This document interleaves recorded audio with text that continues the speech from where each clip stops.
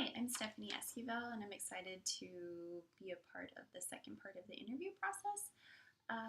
So I'm going to just start answering your questions. What qualities and skills should a great graphic designer have? I believe to be able to effectively collaborate with others, not just designers, but people from other professional backgrounds on project is a great quality to have. To have a can-do attitude, always being willing to jump in and help on any task in order to get a project done, I think is another quality.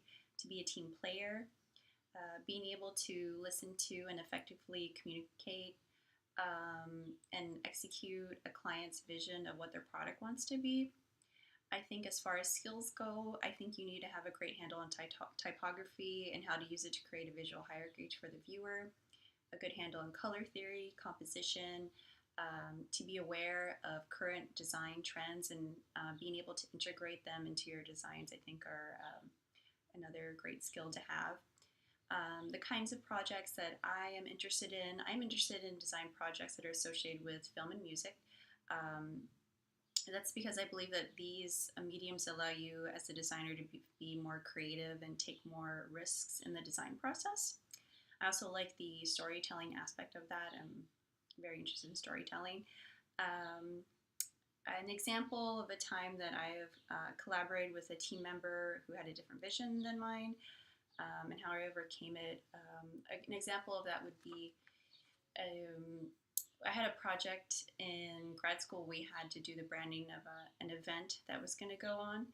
And I had come up with something that was kind of out of the ordinary. It had to do with the quantum mechanics and building a whole visual identity on that.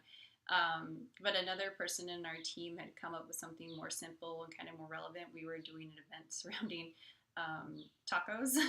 So she kind of went off of a more simplistic design that focused more on the shape of the taco, and it made more sense and what her design was. So I guess in a way, how I kind of overcame that challenge was the realization that visually her design made more sense, and since we were part of a team, I wanted to assist in getting that design created and creating an effective branding system for that event.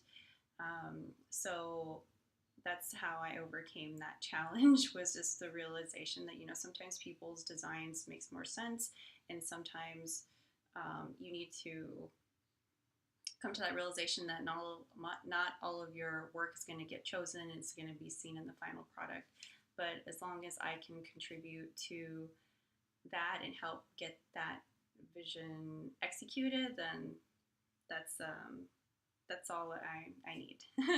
And that is a part I also really enjoy about the design process, is the collaboration and getting other people's ideas and the creative outcome.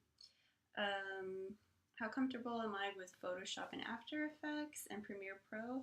I use Photoshop daily, so I'm very proficient and comfortable with that program.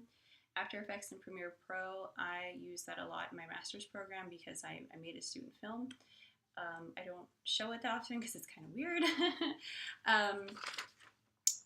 As far as what stressed you out and why, I think the most recent example of that is my internship at Troika. I was very intimidated by the clients we had. We were working with Amazon Video, Discovery Channel, UFC, these kind of big entertainment clients.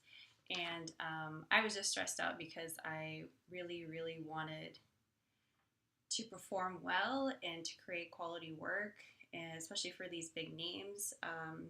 So that's why it stressed me out, because I wanted to perform really well. And so that was probably like the most stressful internship I've done. I've also done an internship with LA Metro, and that even though it was for the whole city, this was just kind of more stressful because I knew that if our designs did make it through, it would be seen by possibly the whole world. So that's something that stressed me out. What's the most challenging task you've ever been assigned in a job?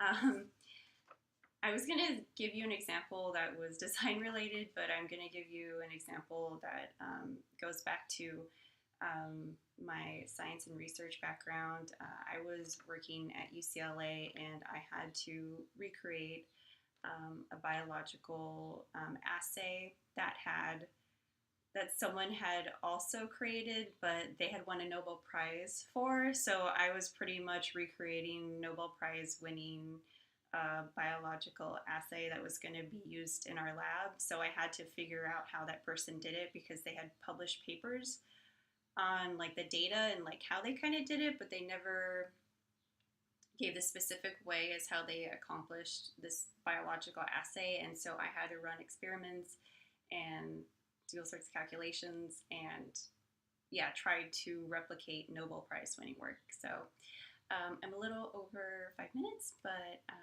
thank you for taking your time to listen to me, and I hope to talk to you all soon. Thank you.